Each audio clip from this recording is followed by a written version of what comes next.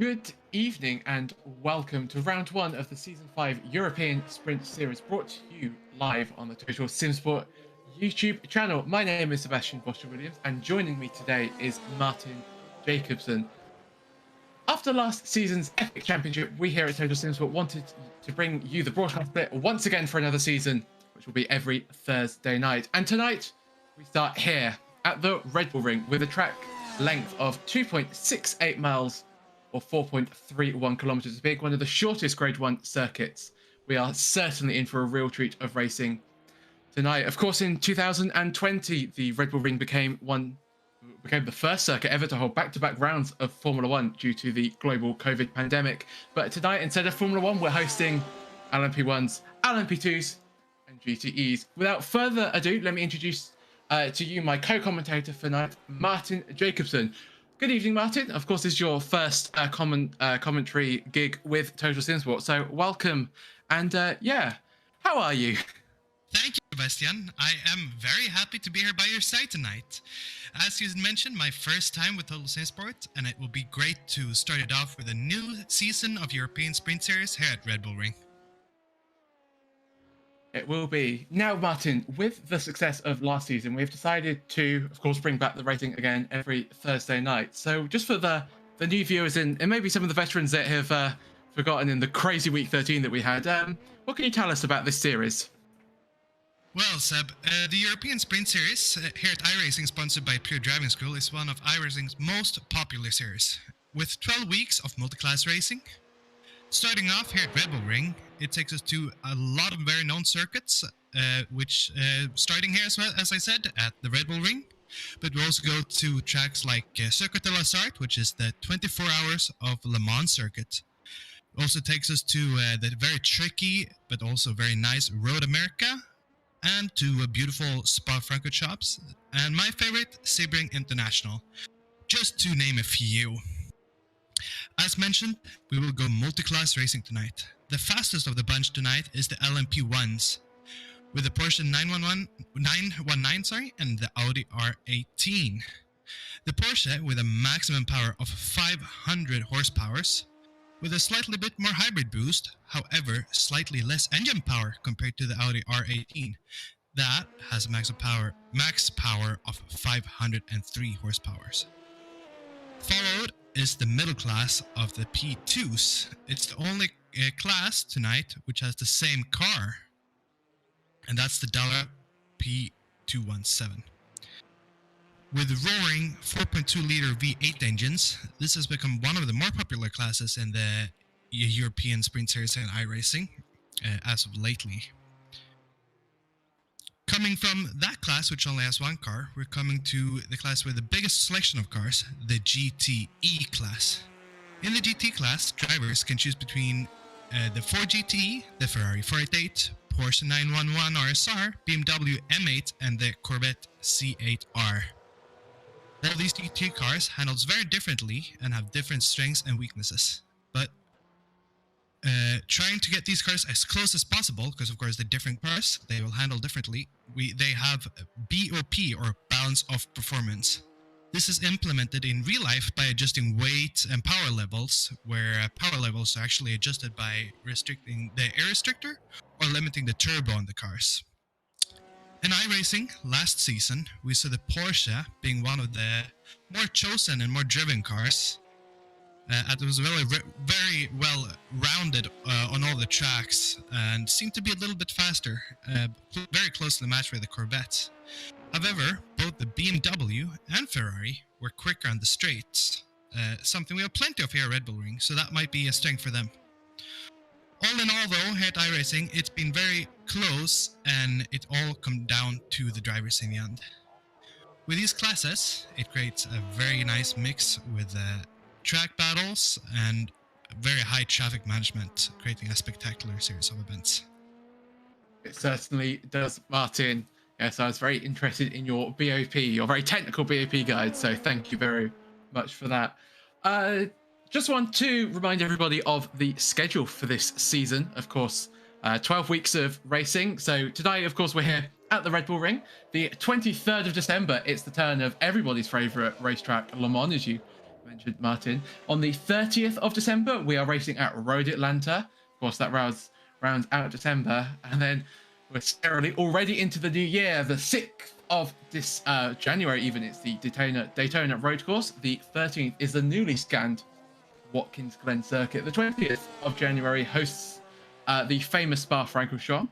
And rounding out January, Road America.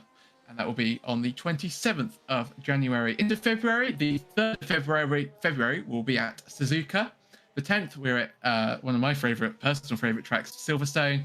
On the 17th, we're in Imola. And rounding out February is on the 24th of February, we'll have Monza. And finally, our season finale will be Sebring on the 3rd of March. And Martin, I have to say that is one epic calendar. Is there a track that gets you most excited for this season? Well, as you said, it's a very nice calendar, and well, I love all of these tracks. My favorite is this season's last track, Sebring International, which just makes me feel excited.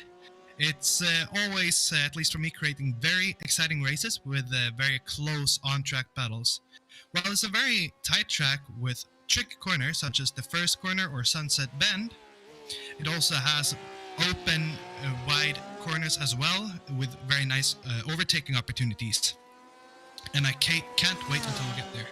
However, as I said, it's 12 weeks with very nice tracks, and I just cannot wait to get going here at the Red Bull Ring. And that was timed perfectly, Martin, as we head on to the race. And Martin, why don't you take us through the grid for round 1 of the ESS Sprint Series? And Seb, please, as I have some technical issues. Right, I'll take you through the grid then. I think we're having a bit of technical issues. Right, so Jim De Backer has taken the pole position in the LMP1 class. Fabio Rossi, 4 tenths behind him in second. Jerome Mourinho is in third. Luke Santos, fourth. Jonathan Gagawan is in fifth. 4 seconds off the pace. I think he's had a little bit of an issue there. Jan Korbs is in sixth. And Renan Almeida in seventh. Your pole position sitter for LMP1 is Luca Pepe, with Valentino Bavruda in second. Stuart Bickley, returning driver, in third place in LMP2. Danny Gosling in fourth. Giancarlo Puterman is in fifth place. Moving down the grid now, Holger Messerschmidt is in sixth place.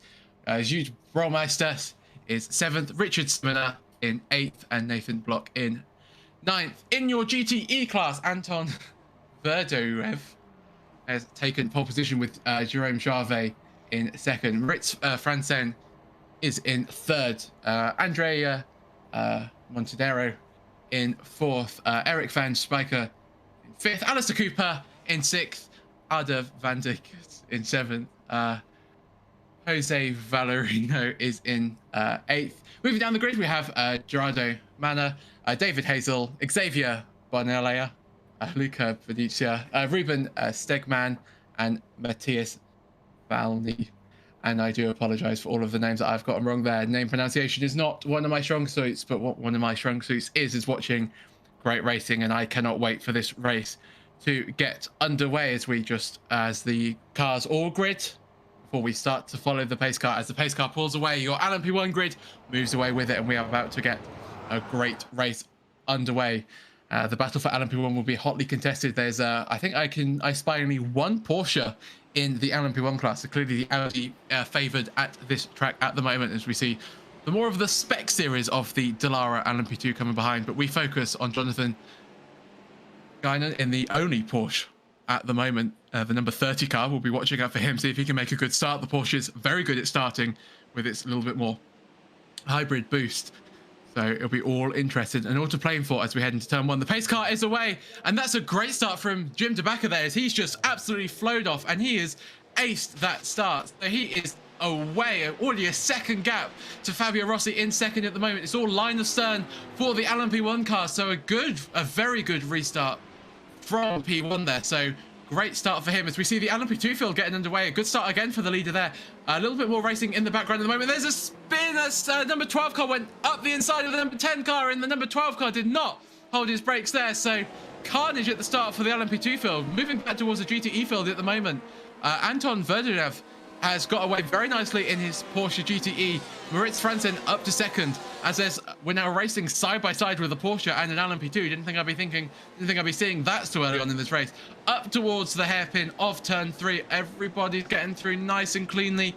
At the moment, the number 4 Porsche at the moment heads down the hill as we watch number 4 Corvette even as we head towards the very tricky downhill braking zone of turn 4. Will there be any moves? The number 7 LMP2 making very big moves down the inside. He'll have to be extra careful under the brakes. He just somehow manages not to make contact. He does make contact with the Ford, and that pushes the Ford all the way down the grid, and that's disaster for who's that? That's Jerome Charvet. That's such a shame for Jerome after that amazing qualifying, as the number 25 Porsche has gone off at turn 6, and there's been absolute carnage on lap 1 of round 1 of the European Sprint Series here in iRacing. And poor the number 25 Porsche there, he'll have to have a good recovery race. Still an hour of racing to go as we move back on board with the LMP2 field. Number P4 Danny Gosling, number 12 car, trying to get past who is that Holger Messerschmitt up ahead at the moment. Got a good run out of turn 1 towards the braking zone of turn 3 and the kink of turn 2 as we head side by side up the hill. And Danny's actually now under pressure. Who is that from? That's Richard Simonor there, trying to go around the outside of him. They're side by side on the exit, and Richard's just going to be able to go all the way around the outside. A very good move for him, and maybe can he even pressure the number 18 car down into turn 4? He's side by side with him now as we head towards the braking zone. I think he's got him. I think as long as he just brakes that a little bit later, which he has, he can carry it all the way around the outside. No, the number 18 car cuts down the inside, and that was a good defensive maneuver from them. So he couldn't get the two cars in 2 laps. And now that's Danny Gosling trying to come around the outside again, trying to get the position back, but that's left him now vulnerable from the number 19 Giancarlo Pudmi there. Sorry, that's Jus Braumeister who is trying to get past. So there, the LMP2 field racing very heavily at the moment, but very quickly, Martin, what did you think of the start? It was pretty chaotic. It was pretty chaotic, but I mean, it's still, most of them got away cleanly. I gotta say, I still think we should be happy with what we got so far. Looking at it, we have some big losses. We have Valentin Burud. He's now in 25th place in the P2 class. He's lost 16 places, so that's a very sad start for him. But we also had a few guys that gained about 3 to 4 places, and I think they're very happy about that start. They are, of course. It was a little bit of a carnage in the LMP2 field. Let's hope that this isn't carnage in the LMP2 field. The number 11 car comes around all the way around the outside of the number 11 car once again, clearly favoring that outside line. He's done it once last lap. Can he do it the same this lap as we have a look at Reniel Almeida, the number 16 LMP1, Audi LMP1. He goes through the infield, the twisty, tight infield section towards the final turn 9. Oh, as we go back to the LMP2 battle, and the number 18 car is still ahead. Richard Simonor still struggling to get ahead. So they're now side by side as they head into turn 5.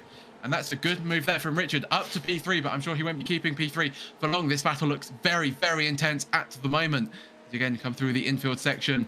Richard just needs to now get as much of a gap as he can through this tight, twisty section before we get to the straight. As down the inside goes Danny Gosling on Holger Messerschmitt there. So that's 2 for 1. And I think Holger's almost lost another position there. He's just managed to hold on. So he's not lost 3 positions, but that's 2 positions lost for him in the space of 1 lap, so he'll need to regroup ASAP to continue his great race so far. Still got 55 minutes to go though, so a long way to go in this race. Having a quick look at your classes, the LMP1 field is looking fairly similar. Looking at your GTE field, down the inside goes the number 28 car, Xavier Bonilli there. Very nice move from him. Very unorthodox place to see a move out of turn 9, but he got it done superbly, and he is now up to P9, and he now has a 3-second gap to the driver up ahead of him, as we see for the first time your LMP1 leader lap the field, and he comes onto the back. So he's already made his way. How many? No, he's not lapped anybody yet, so we'll see. So he comes through, of course, got to wake the drivers up, as it were, to make sure that the drivers are aware, the GTE drivers. As a GTE driver, I know how difficult it can be sometimes when all of a sudden you've got a very, very quick LMP1 car behind you and you're not quite sure what to do. But all everybody's doing exactly what they need to at the moment, and he's just going through, I think, what we can refer to as Porsche City at the moment. There's all Porsche GTEs down the inside of the number 23 car. It goes, and almost makes contact with the 28 car there. Very close to an incident there, as we see P3 in class trying to get past the number 25 Porsche per head. As we see, actually, the gap's come down a little bit in this battle for P2. So Luke Santos at the moment doing a little bit better with his traffic management, and of course that's all the game in the ESS, because with the traffic, and if you're just better through traffic, and if you're luckier through traffic as well, you can make such a difference and such a gain on the car ahead. And talking about such a gain, the gap is now down to less than a second as we come through turn 9 into turn 10, but Luke has got unlucky there, and he'll have to just Fabio manages just to send it down the inside of one of the Porsches there, which means that he's just managed to create a nice little buffer. Let's go to Alistair Cooper, who is in a great battle with Jerome Charvet for P6 in class, coming up the hill towards the braking zone of turn 3. Right behind him, he's got the BMW there. Don't quite see. I think that's Gerardo there in the background. Down the inside now comes the LMP1 of the number 5 car, and almost making contact, but just managing to keep it, and it looks oh so close, as the LMP1 car, the number 17 car, flashing his lights wants to get out of the way, but that's, unfortunately for Alistair Cooper, has left him very vulnerable from the BMW of Gerardo right behind him. They're now side by side as they head down towards turn 4. He's Gerardo is on the inside there, and that's a nice move from Gerardo. So he's up to 7th. Alistair Cooper down to 8th, and he'll have to try and get past that BMW once again. Moving back towards the LMP2 field, the battle for P5 is between the number 18 and the number 19 car, and the number 18 car still doing very good. That's Holger Messerspitz at the wheel of that Dallara LMP2. So he's done very well to hold off the very quick Giancarlo put me in the number 19 car as it goes a little bit of a dive into turn 3 there, but everybody survived so far, and this battle's still very close. And I think this little gaggle, talking about the little gaggle at the start, and I think we've had a little bit of a crash. So that was Jerome Marino in the LMP1's had a little bit of a crash, so we might be able to get the replay, as we see the replay now coming up towards the L into turn 3. What's going to happen? Are we going to have a little bit of a real lock moment? Are we going to have a little bit of a little bit too fast into the corner? Had to lock the brakes. Everything's a-okay. No damage on the car. Didn't even lose a position.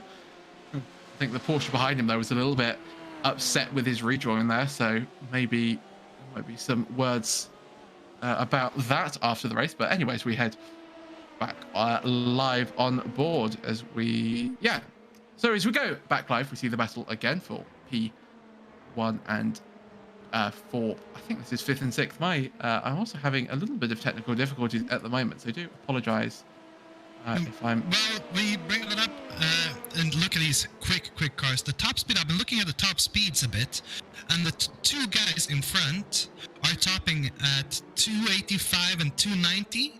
But in the that's the LMP1 category of Jim and Luke. They're topping 285 to 90. However, the guys behind are topping at just 270. So the two cars in front, they're doing something special to just get that extra top speed on the straights.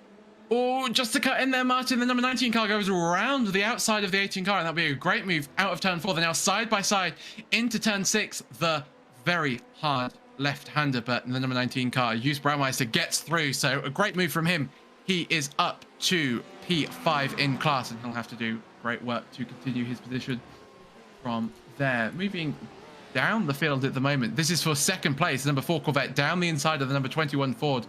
Oh, and they squeeze on exit, and there's contact, and somehow they both managed to stay in a straight line and in one piece. I thought there were going to be a mega accident there. The Porsche LMP1's going down the inside, and the Corvette almost overreacted a little bit there, and that was a little bit messy from the Corvette, but they're all just about in one piece, and the number 4 Corvette is still ahead, so all's fair in love and war, you'd say. Coming through turn 6 at the moment, everybody's looking good. Things are calming down just a little bit. We've got a few battles developing, which I'm sure we'll incorporate. Talking about battles at the moment, just as I was winding down, there's a battle for 3rd place in the LMP1 class. Jan Korbs wants to get past Fabio Rossi, and Jan Korbs didn't qualify, so he's come from the back, so he's clearly very confident of his pace, or maybe he's made a few mistakes in qualifying, but he wants his third position, and he's got the pace so far.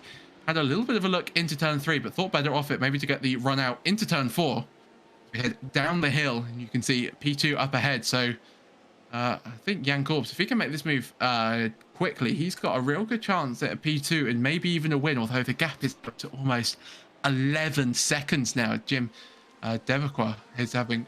Yeah, and if anybody can, Yan can is down the inside. Talking if Yan can, he can down the inside of turn 6, and that was a nice move from him.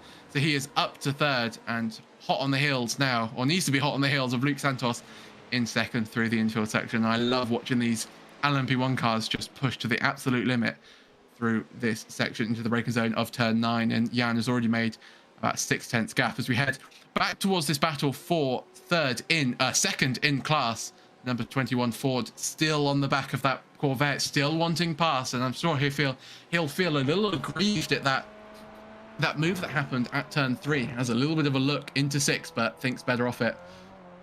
As we ride on board with Eric van Spijker, the number 14 Corvette, just watching on board through the infield section now, just watching the battle in. With 48 minutes to go, I think this will be the perfect place for me to be at the moment. You know, just watching the P2 and 3 battling. Talking about battling, here's Gerardo Manna, battling the number. I can't quite see. I think that's Alistair Cooper there. So Alistair Cooper still not managed to catch the back of that pack. So we saw him get overtaken by the Ford a few laps ago, and he's not managed to actually get back onto the pack of that. So he's maybe struggling for pace a little bit, and Gerardo clearly wants that position, and that BMW at the moment is looking very strong, and he can go very deep under the brakes into turn 1 at the moment. So very impressive from him. I think he's going to get him in the slipstream as we head up the hill towards the braking zone of turn 3. Just to update you, Renian Almeida has gotten past Fabio Rossi in the LMP1 field. See what's happened there, but the BMW doesn't get him into turn 3 at the moment. We'll get a good run out towards turn 4, and the Porsche goes very deep into turn 3, which allows the BMW to get right on his back towards turn 4, and we can actually have a look now at the overtake, and this is Renier Almeida going down the inside. That's a very nice move from him, so he is now up to third place. Very good from him, and that was Fabio Rossi that he was getting past. Oh, as he cuts across and almost gets into the grass, and that's lapping the number 7. Yeah, and so, but we mentioned that you were talking about pace and GTs, and that Eric, who was in P4, I believe, now dropped down a bit in GTE. The reason he caught up here we were with Eric. The reason he caught up to these guys, the Ford and the Corvette had been tangling so much. They were 2 seconds slower a lap, I think, for 2 laps in a row. And that's how Eric's been able to catch up so much. And I think now he's just sticking in and trying to keep up with these 2 guys, because they seem to be just a tad quicker at the moment.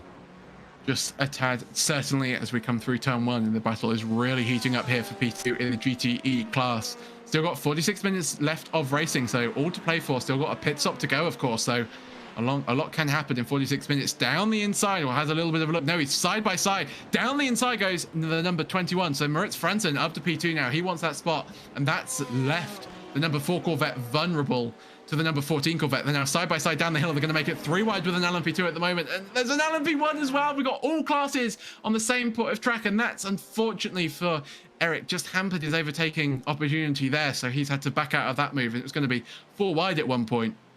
As so the Andrea Montinero, so that's the number 4 Corvette in the middle of that little gaggle there. He's very close to Moritz Franzen. He'll be wanting that position back, and we saw that quite late dive into turn 3 that caused the contact there. So we know he can get past Moritz in the Ford, but can he stay ahead? As I said, still got 45 minutes of racing to go. A lot can happen. We still got the pit stop, and actually in the background there, Jerome Charvet is wanting to get into this battle as well, and he's just easing up to them at the moment, keeping his tires maybe in a little bit better condition, maybe fuel saving. Let's have a look at Luke Santos, who Jan Korps is caught him by an absolute rate of knots, and not even catching him at this point. He's caught him and overtaken him down the inside into turn 1. A great move from Jan Korps there. So he's got about 44 minutes now to try and get that 14-second gap down to Jim at the front. So very interesting to see if he can do that. And he's even got past the number, that's Jerome Charvet there, down the inside of him into the braking zone. And yeah, he's just coming across this battle for P2, which is crucial for him to get past as quick as possible.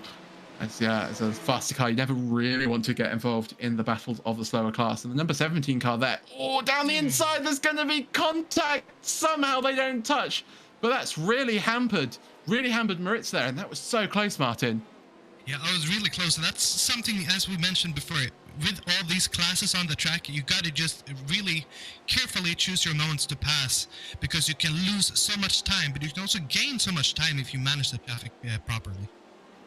Yeah, that was certainly a risk, and that was really, really scary.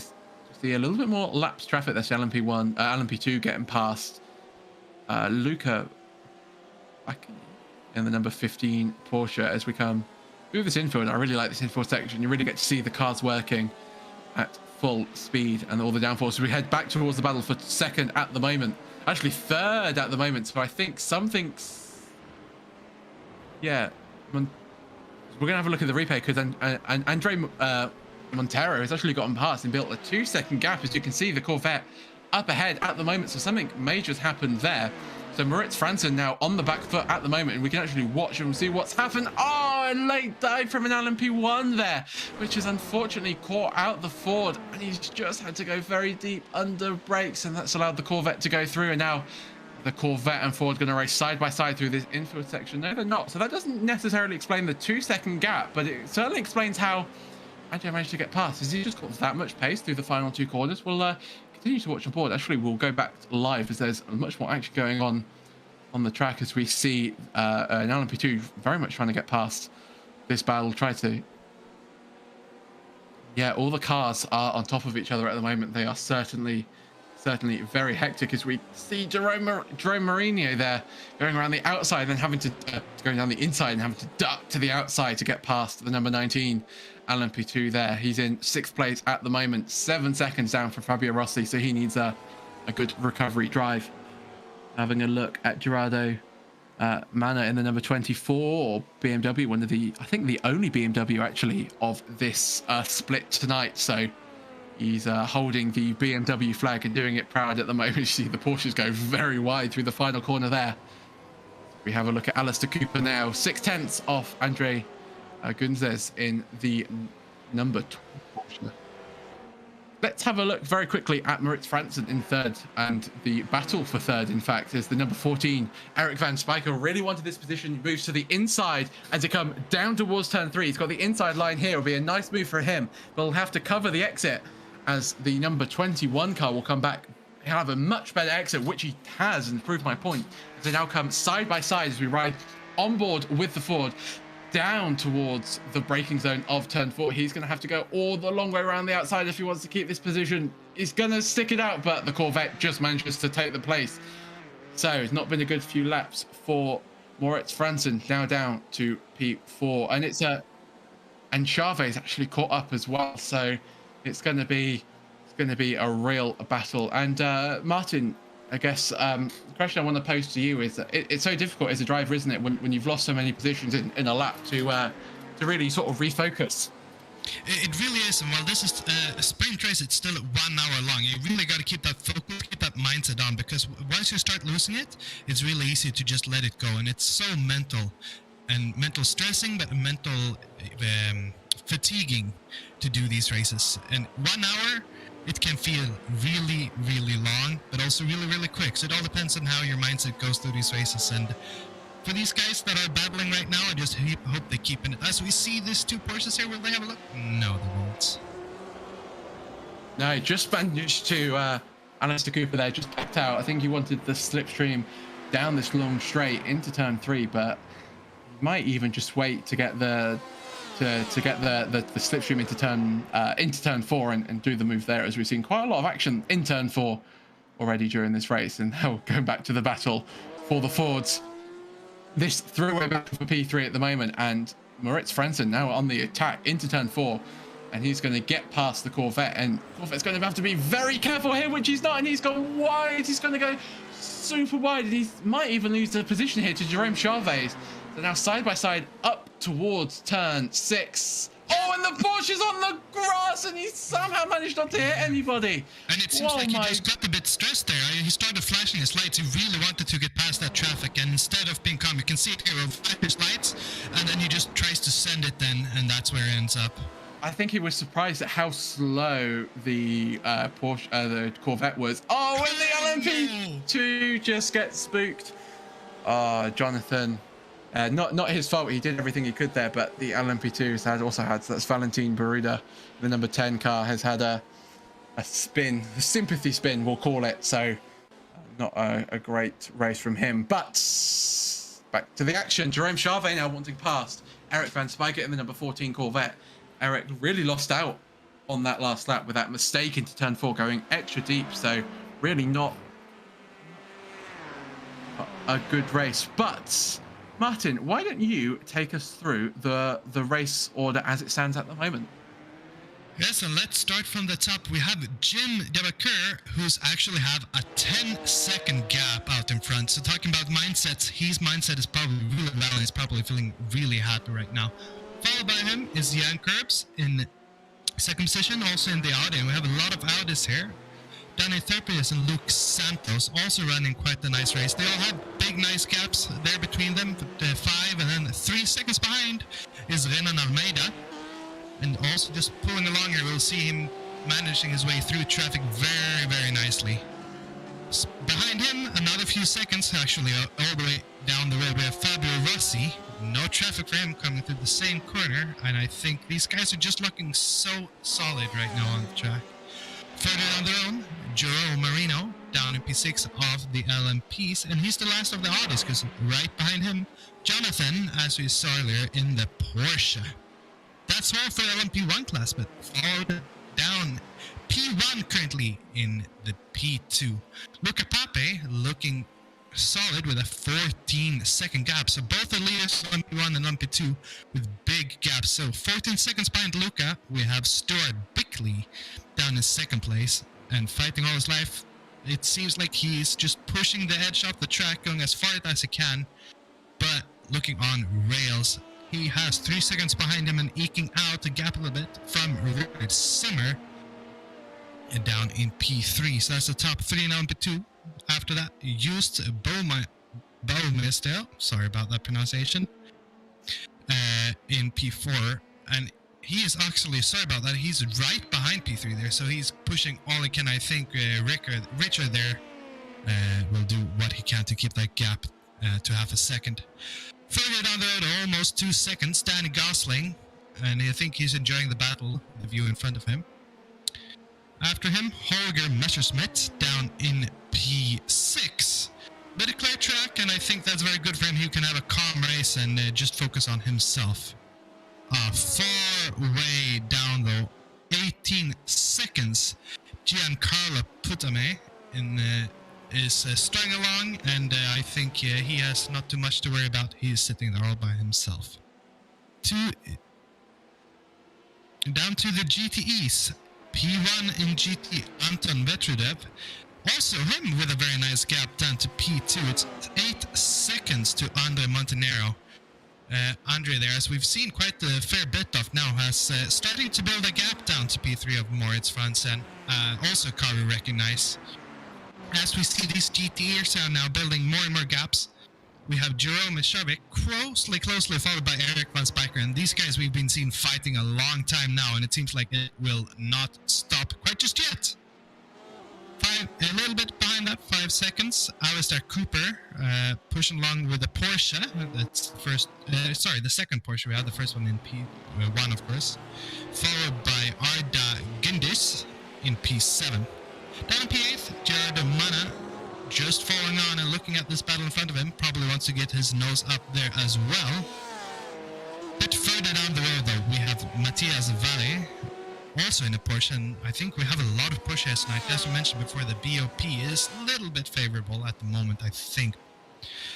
Down in P10 though, to round up the top 10 is Ruben Stegman.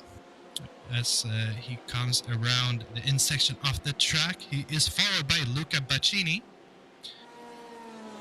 And just here behind the P2. Down in P12, Xavier Benella and he is just looking at these guys in front of him, but he probably wants to look in his rearview mirrors because we have Joseba Valero just getting closer and closer lap by lap. Down to P14th, and last of the runners, we have David Hassel, and I think he's just taking it in his own pace, but he's looking very solid as well. Yes, indeed. Thank you very much for that, Martin. That was perfectly done. As we see, you Bromas are now into the pit lane, so we're already getting some LMP2 pit stops at the moment. Regaining this battle, Fabio Rossi wants to pass Jerome Marino for 5th place in the LMP1 class, and we've seen high drama in the LMP1 class at the moment. And Martin, just have you been keeping? Oh, as Jonathan Guinan has just come into the pits there, so we are starting to see some pit stops now. Martin, have you noticed the gap in the LMP1 lead between Jan Korbs and Jim DeBacker? Has that come down at all, or is it a little bit, or is it stayed the same? I actually have not had my eyes on that. Actually, just as we say that, the gap has now actually come down to 8 seconds there, so just up to 9 now. So the gap is definitely closing in. If we actually have a look at Jan Korbs at the moment, going through turn 4, he is on a mission. He wants to win this race, and with 33 minutes of racing to go, I think he can. Turn 4 as we go back on towards this battle now for P5 in class. 4 tenths separating them. Lock up there from Fabio into turn 3. That will compromise him on the exit, but he might just have to use that a little bit more boost to get past Jerome, which will leave him vulnerable for the next few laps. Will he use the extra boost? No, he won't. Just stay behind. He can't get past on this lap, and you'd have to say, without that little lock up there, I think he would have got past, as there was just so much more speed. Oh, and he's now going to get blocked by the number 19 LMP2 there. That's so unlucky. It's such a sinking feeling in the car when that happens. Yeah, Martin, we are having a lot more cars coming into the pits. As you said, and as you mentioned there, just a quick note, as you said, boost management for these LMP1s is also so important. They have both traffic and boost management, so it's a lot more than just driving around the track, I don't want to say, but just driving around the track compared to these GTs. These GTs are focusing all on the corners, exit and entries. The GT LMP runs, they have to focus on boost as well, so that's a lot of management for them going on at the same time.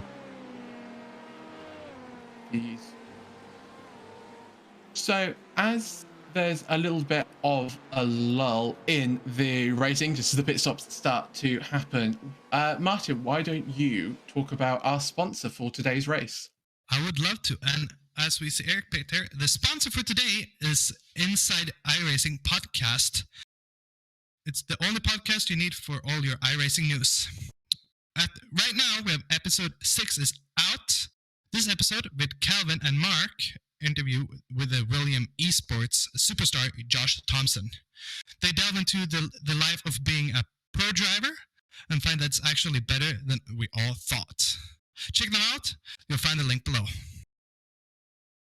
Thank you very much. I am certainly going to listen to that interview after I've done commentating there. It's really interested to hear about what it takes to be a pro driver, and maybe there might be some speed secrets that I can pick up. Maybe I should stop kidding myself, and maybe I'm not the best racer out there. But talking about the best racers out there, these certainly are one of them. As the number 20 car comes through turn 4, and we just watch this battle. Alistair Cooper in 5th, Ardo Gundes in 6th. He's 5 tenths behind. He wants that position. Still 30 minutes to go. Let's just very quickly have a little bit of a look to see who's taken their pit stops. It's a late move there. That's the rapid Jan Korbs chasing down Jim, and that gap's actually up to 11 seconds at the moment. So I think Jan's unfortunately. So having a look at the pit laps for the top 5 in each class. So we can deduce from this that none of the top 5 have stopped in the LMP1 class. None of the top 5 have stopped in the GTE class, but in the LMP2 class, Hugh Braumeister is our one and only. The number 19 car, funnily enough, stopped on lap 19. So he has already made the stop, and so has Eric Van Spijker. We saw him pitting just as we went to our sponsor slot there. So also lap 19. LMP2 pits, however, a different story. We've had quite a few at the moment. So, as we said, Hugh Braumeister, Danny Gosling, Richard Simonar, Valentin Barrard, and Nathan Block as well. But I think he had to pit for some damage. We see the number 1 LMP1 diving down the inside of the number 2 Porsche there. That's Luca Pape, who is also in first position in the LMP1 class. Got a 16-second gap to Stuart Bickley even in second. So a great gap for the leader here. So an ideal race for our leader in LMP2 as it stands. Still a long race to go. Moving to the people that have pitted. So Jaap Brouwmeister definitely in the lead of the pitters so far. Danny Gosling 2 seconds behind, pitted 2 laps later than him. I don't think fuel will be much of an issue here as we have a look now at Jaap Brouwmeister, as I was saying, who is the leader in the ones who have stopped, but I don't think he'll get to the undercut on anybody, as we I think he's just a little bit too far behind. But interesting that he's decided to pit early, as Jan Korbs is still making his way. There was a 4/10. He was 4/10 quicker than Jim on that last lap there. He was a little bit upset with some traffic. So the gap is now down to 6 seconds. 6 seconds separates P1 and P2 in the overall class. So very interesting. And Giancarlo Pudme now comes in to the pits at the number 7 for Delara at P2. So see, will he come out ahead of Hugh Braumeister? No, I don't think he will at all. I think it's going to be quite the opposite as we move towards the back of the field. Luca Bacchini now wants to get past. So that's Jose Valero into turn 3, down on the inside. Going to have to be a late braking move. Oh, the number 25 Porsche's really broken very late there and got the corner and still managed to make the corner. That's some perfect driving for him. They're now side by side. No, he just had to tuck right back into the slipstream once more of that slipstream. Will he try the inside into turn 4? Of course he will. This is ESS we're talking about. But he'll have to back out of that. Yeah, ruined my little bit there. I was hoping that he'd go down the inside and overtake, and it would be amazing. But not, as Fabio Rossi is coming to the pits for the LMP1 runners. So the first LMP1 runner to stop. Gini will have to now try and get past Jose Valero. And Martin, it's been a great race so far as we now see the pit stops start to shake out. I want to get just your thoughts on the battle for LMP1. Do you think Jan Korbs can do it? Do you think he can go from last to first, as it were? I'm unsure actually, because while you said it's down to it's 6 seconds now in closing, it was down to 8th. It went back up to 12th. So from 14 to 8 to 12 to 6, now down to 5. And I wonder, is it due to traffic? Has he had some major traffic issues, or is he just having some issues? I'm not sure, because it's been going up and down and up and down. So Jan Korbs currently looking really strong, and my suspicion is that at the end of the race, the two of them will be battling. Well, we certainly would like to see that, and of course, we've still got the pit stops to shake down, and anything can happen in those pit stops. So Jerome Charvet is currently in 4th place, and and Jan Korbs has actually now set the fastest lap of the race, 1 minute 12.71. He is tracking Jim down by the lap, so we'll be keeping an eye on that. Keeping an eye also on the battle for 3rd in class is, well, we are Jerome Charvet in 4th, chasing down his fellow Ford driver of Moritz Franzen, who is in 3rd, and Andre Montenero has already made a nice gap now, 2 seconds.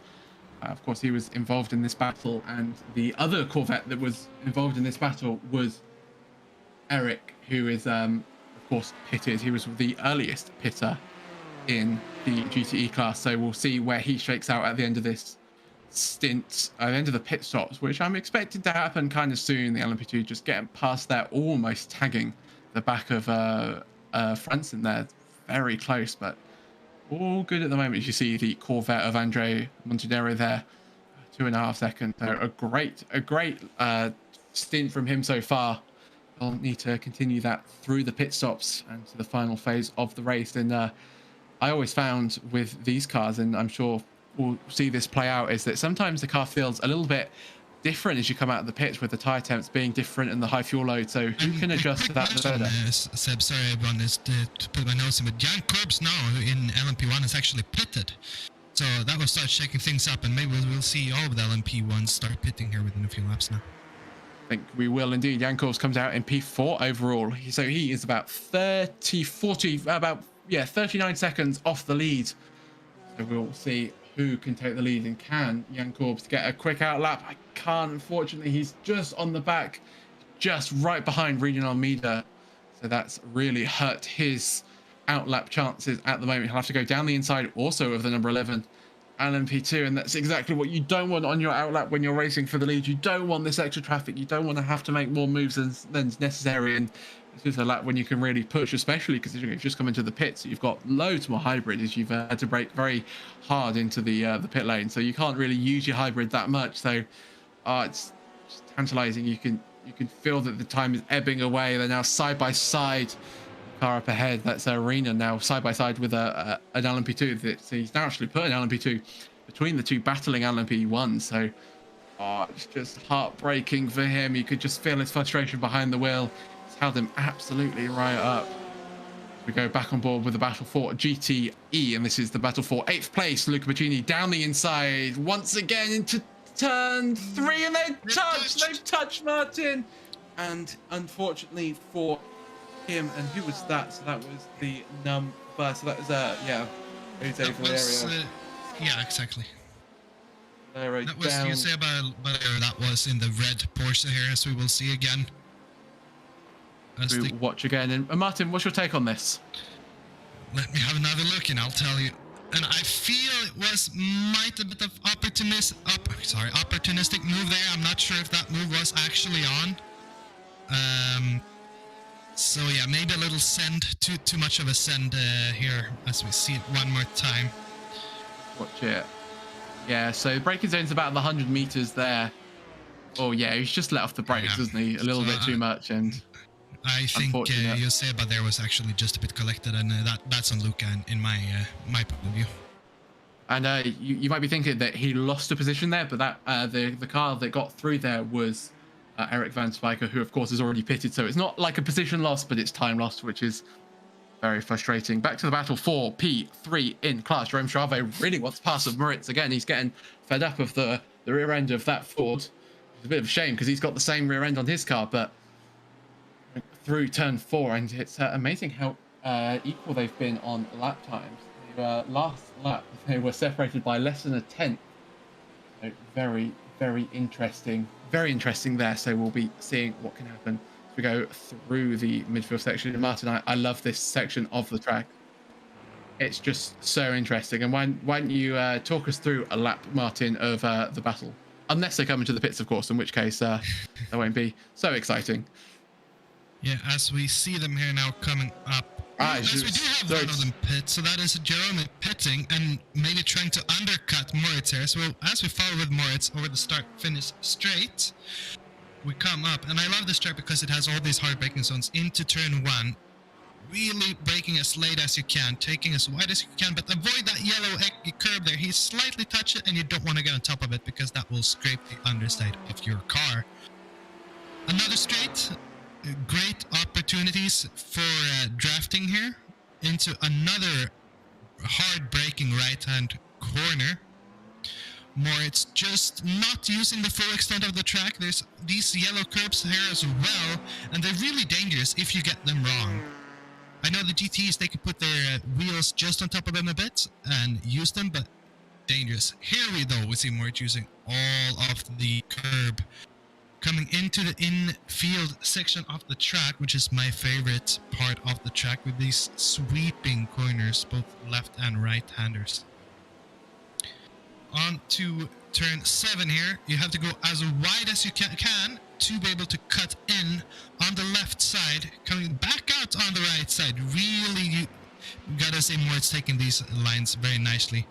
Here on to turn 9, you gotta stick all the way up on the left side, keeping a bit wide almost here onto yeah, go ahead. Sorry, I was going to cut in to say I think it'll be pitting because of course Jerome Chave also pitted, but he did not pit. So interesting decision there. Clearly can go a few more laps, and also we saw while you were talking, doing that great rendition of the lap, Martin, Luca Pape has also pitted from the lead of LMP2, so he's now second, but still in the net lead.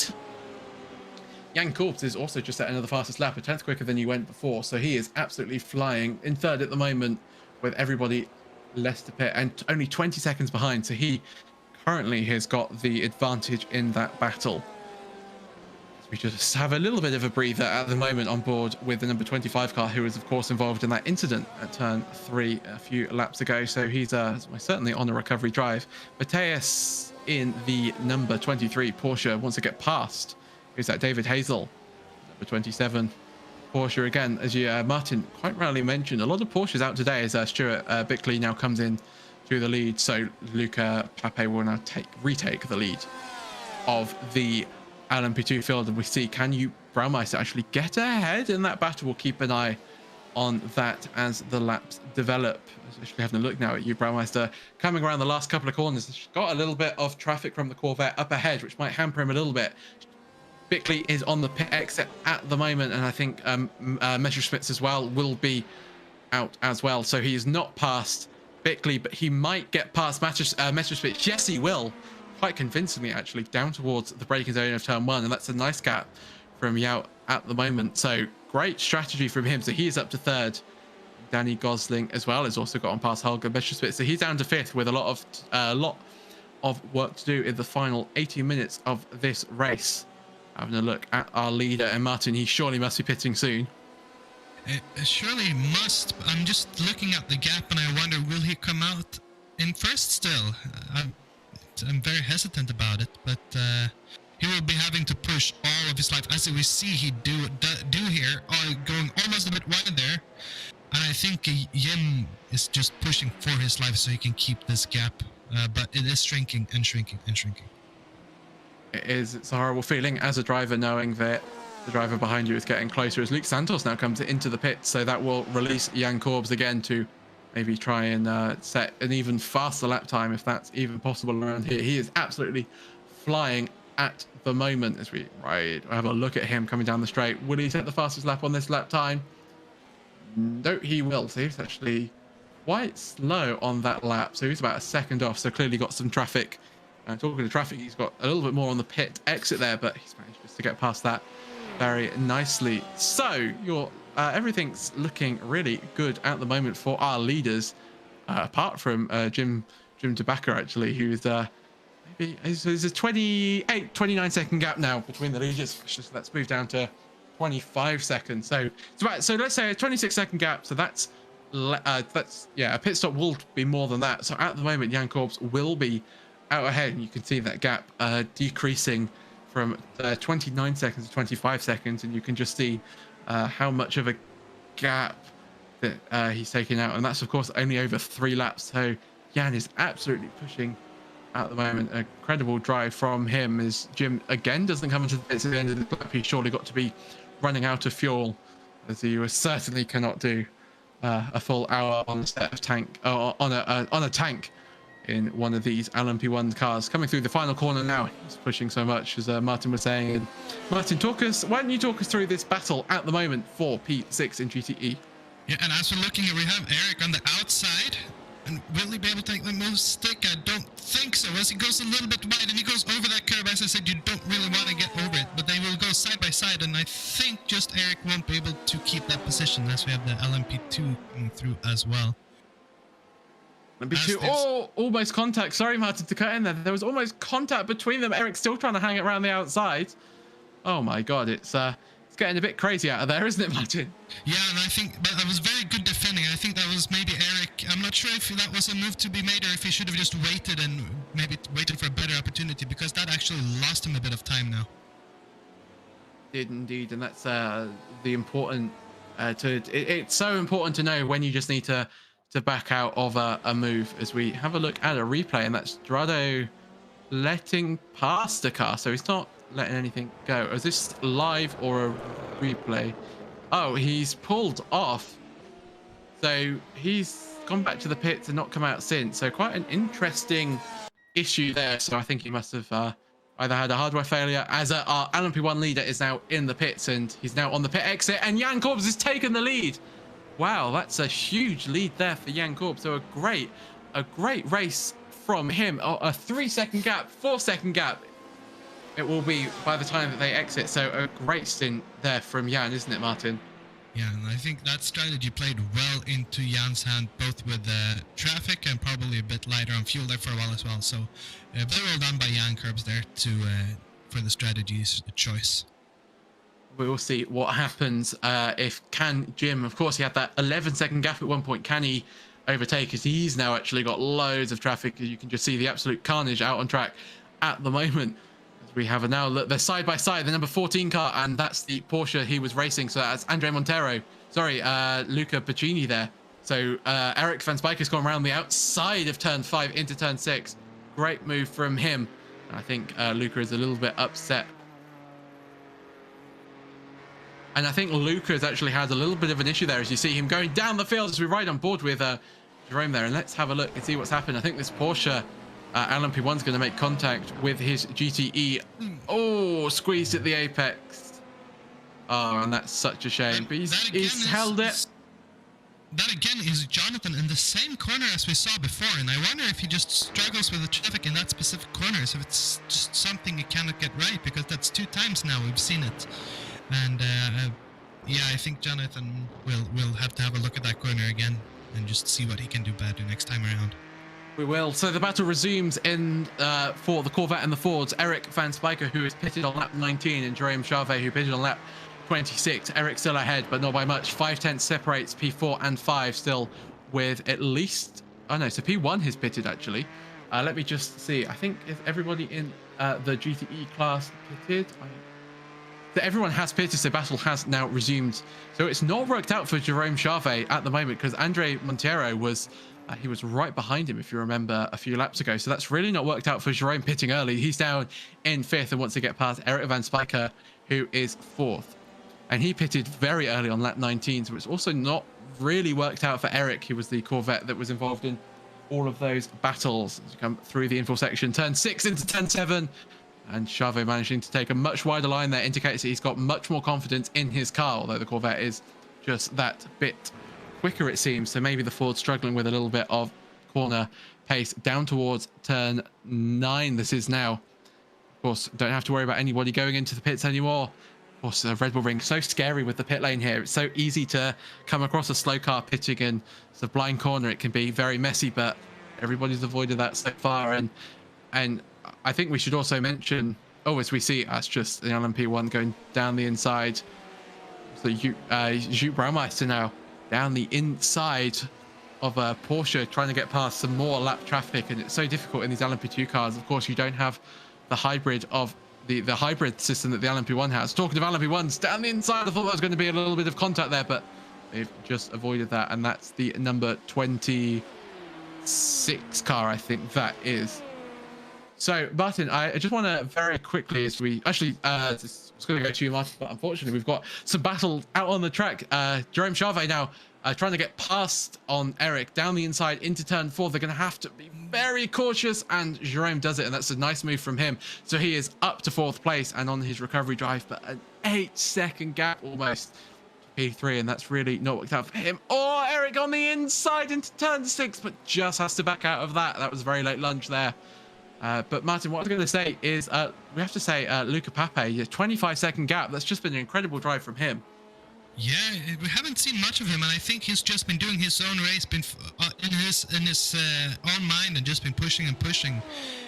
And yeah, that's very well done. 27 seconds. It's not something you just pull out of a hat. So very well done, and I think he knows his car. You can see he's got these corners just nailed down. So yeah, good job.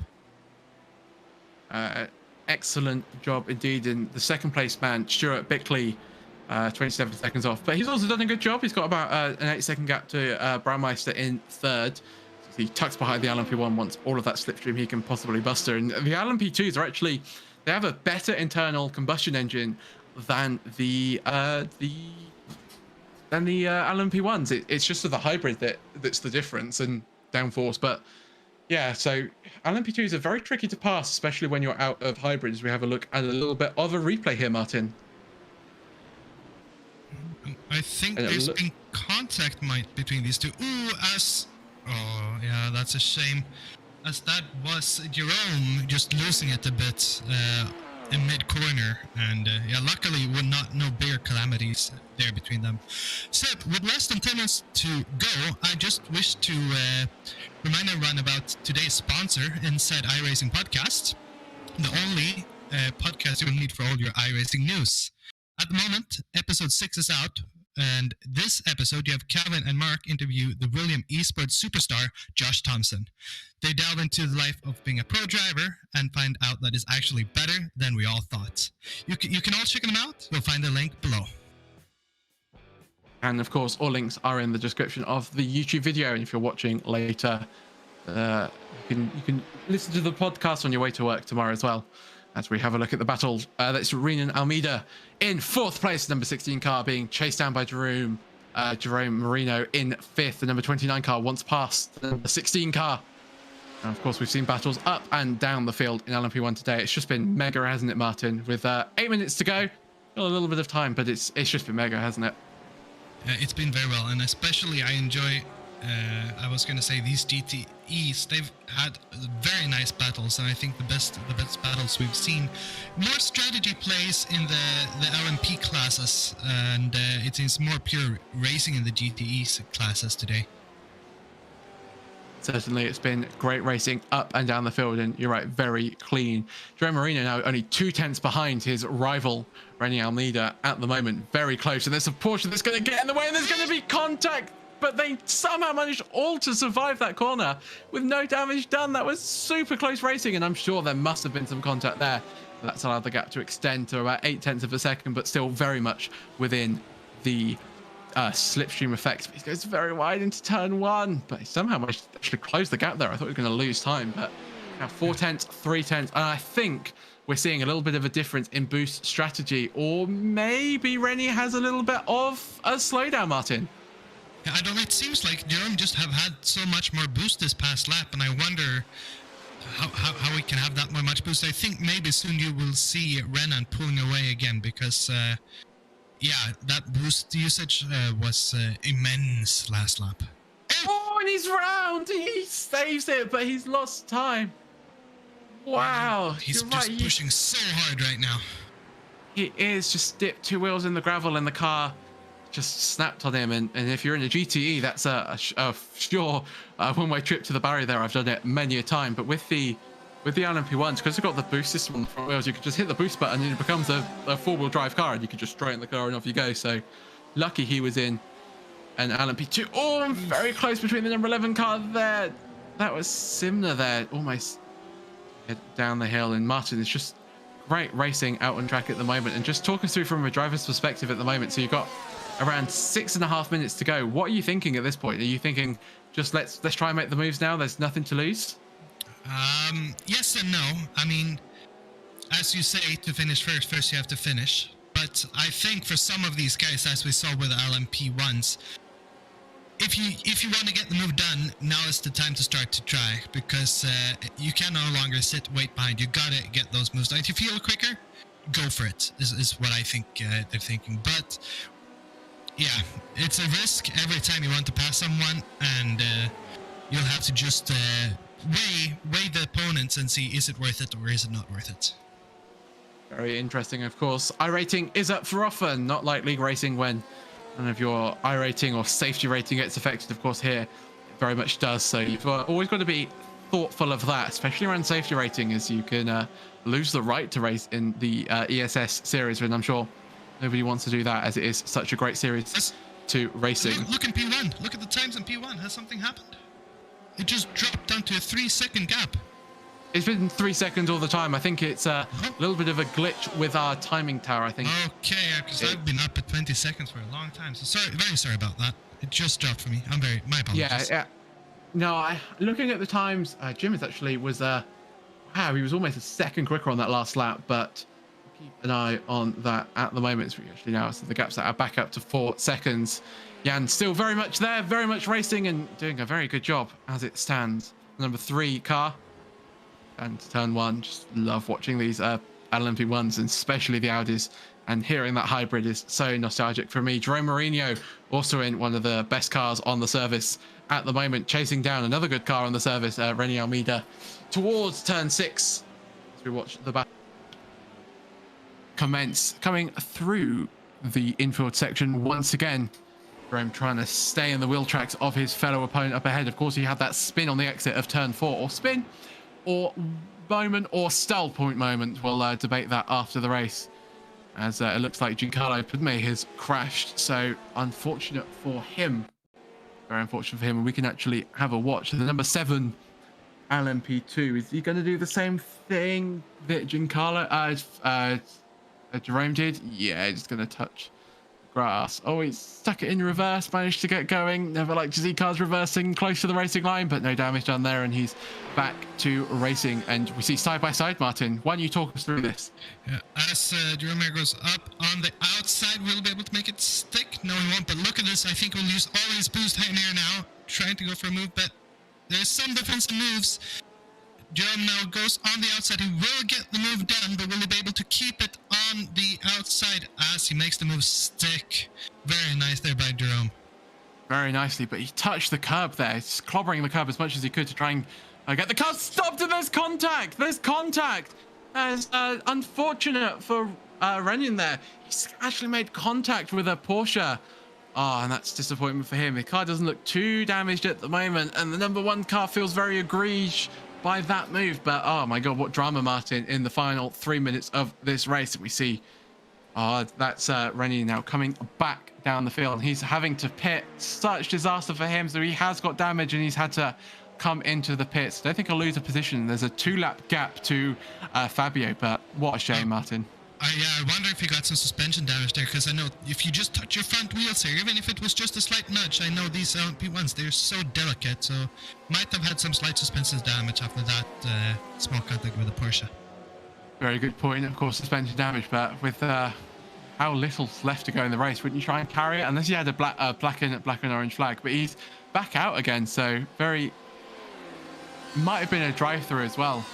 Our producer said, and that's a very, very good point, actually. Maybe he just hit the incident limit there and had to take a drive-through. So, yeah, interesting at the moment. But yeah, so Jerome Mourinho up to 4th, and looks like it was a good place as we see Richard Simonor going off track. And let's see what's going to happen. Is another victim of turn 4 and very wide, manages to keep it all together, scoops it up on the apex or on the exit even, and off he goes again. So no harm done to him, apart from maybe a little bit of pride. Watching this battle, this is Ruben Stegman trying to get past the number 28 Xavier Benilli in the Porsche, and a lot of Porsches in this race at the moment. So still in Porsche cities, I referred to it earlier. It's very much still the case at the moment, going through this infield section. Turn 7, get all the way on the curb onto turn 8, towards turn 9 now. Brake as late as you dare, but make sure the rear manages just to cope with you. Little bit of a listen. Oh, talking to the rear not coping, the Porsche up ahead goes very, very wide, and this is going to give Ruben a great opportunity now into turn 1. What can he do? Is in the slipstream now towards turn 1. I think I can move here. He might do. There's an LMP2 behind as well. That's just to complicate matters. Ruben will stick it down the inside, and he'll have it. They're side by side. Ruben will have to squeeze into the apex, which he does. Leaves him just enough room there. The LMP2 will have to try and get past as quick as possible there, because you really don't want to be behind 2 racing cars. Or is he going to take the opposite approach he is of just letting them race? No, he's take it back. He dives through the inside there, and that gives Ruben a nice opportunity there just to break that toe just a little bit, so he is up to P8, and that was a great move, Martin. Yeah, it was really nice and well done, and I gotta say it was nice of the LMP to just wait until I think he waited just a little bit just to make sure that he could pass safely. As you can see here, he just waits, and I think he thought an extra second before going there, so well done by him. As you see there, he just backed off slightly, and it means so much. For me, personally, as a GT driver, when an LMP2, you can see them think an extra time and think, oh, I can't go here, I better wait half a second. It just makes me feel so much better. As we're now on the last lap, Seb.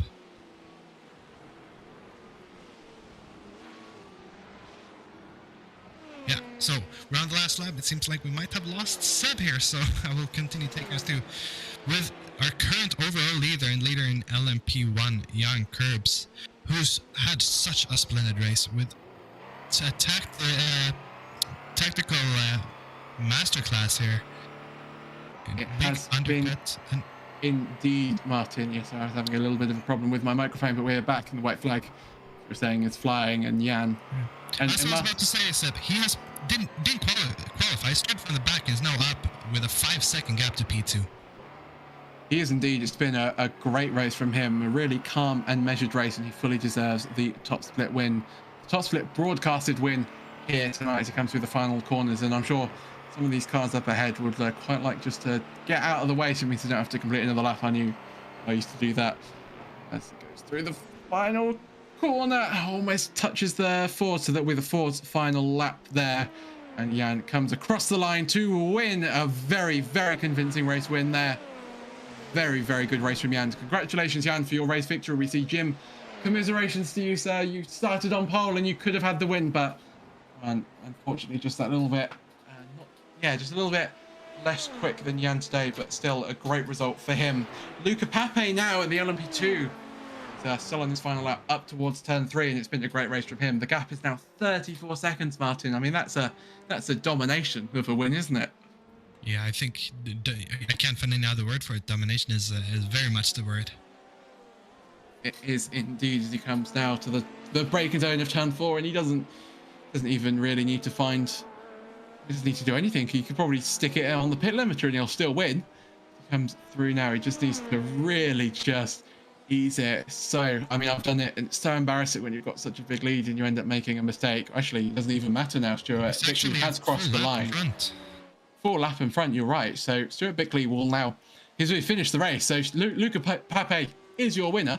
Looking at another winner is Anton Verduev, who is going to come through the final corner to pick up a GTE class win with a gap of 13 seconds. So congratulations to Anton. Great race. Again, haven't really seen much of him. And here's our LMP2 leader, Luca Pape, crossing the line to take the win in LMP2. And then this is Andre Montero coming across the line in the Corvette, the highest Corvette finish, and cross the line to come second in class, and a great race from all around. And Martin, I thoroughly enjoyed that. Yeah, that was what a race. So much happening, and quite a few. There was contact here and there, but we all made a stick. And Seb, please take it through the finishing positions. Of course. So, of course, we're seeing our qualifying results at the moment. So, Jim DeBacker obviously took the pole, but your race winner was Jan Corbs by 4 seconds to Jim DeBacker in second. Luke Santos in third rounds out your podium. Jerome Marino just missed out in fourth. Renan Almeida, of course, had that bit of an incident with the Porsche, finishes about a minute 13 behind the leader. Fabio Rossi, 3 laps down. And so with Jonathan Guinan in 7th place and last in LMP1 for this race. Luca Pape takes a very convincing win ahead of Stuart Bickley in second. Jack Braumeister rounds out the top 3. Danny Gosling in 4th. Holger Messerschmidt in 5th. Richard Simonar is 6th. Giancarlo Putme is in 7th after a little bit of a spin into turn 4. Valentin Baroud is in 8th, and Nathan Block in 9th and last in class, and 10 laps down. Fortunately for him, Anton Verduev has taken the win with 13 seconds to Andre Montenero. Everybody else is a lap down. Moritz Franzen is in 3rd. Jerome Charvet in 4th. Eric Van Spijker in 5th. Ade Bert-Gundes in 6th. Alistair Cooper 7th. Ruben Stegman even in 8th. Jose Valera in 9th. Xavier Bonilli in 10th. Mateus Vellier in 11th. Luca Puccini in 12th. David Hazel in 13th. And Gerardo Manna in 14th. And last in 13 laps down. Of course, we saw him disconnect midway through the race. But what a race, Martin. And I'm going to give you a really hard task here. If you can you sort of sum up the racing? I will sum it up. What can I say? I can say we have a lot of on-track battles, Seb, tonight, and that was really nice to see close side by side, along with a lot of strategic thinking and strategic planning, and it really turned out well for some of the people, especially in LMP1, that took the strategy into their hands. As for GT, I gotta say, these battles we saw, especially we saw a lot of Eric Spiker. He was battling with everyone left and right. First onto the top 3 and then a bit further back, but all in all, a very good race with a lot of action.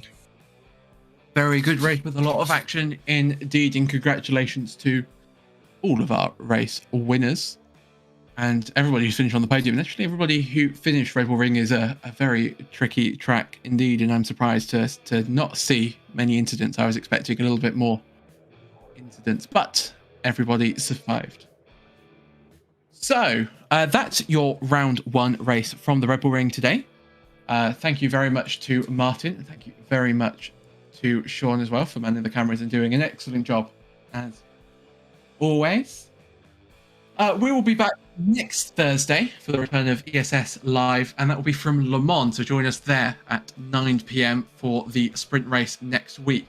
So that's all from me and all from Martin, and of course the producer Sean Cranleigh-Swash. Again, thank you very much to all of you, and take care and be safe, and we will see you, we might see you in fact on the track sometimes, but thank you very much for watching. See you soon.